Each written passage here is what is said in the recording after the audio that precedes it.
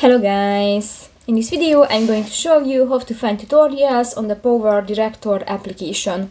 But first of all, I just want to mention, please don't forget to subscribe to our channel, because at 100,000 subscribers we are going to show you our YouTube revenue statistics and growth strategy, how to make money online. So let's jump into it. First of all, open the application on your device.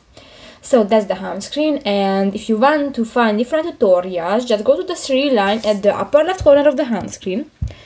And here you can find the first button, the tutorials and tips. Click that, and here you can find the frequently asked questions and the different topics about the new timeline mode, motion tracking, chroma key, and you can find any other video in the YouTube channel of the Power Director. So that's pretty much it for this video, guys. See you in the next one. Bye bye.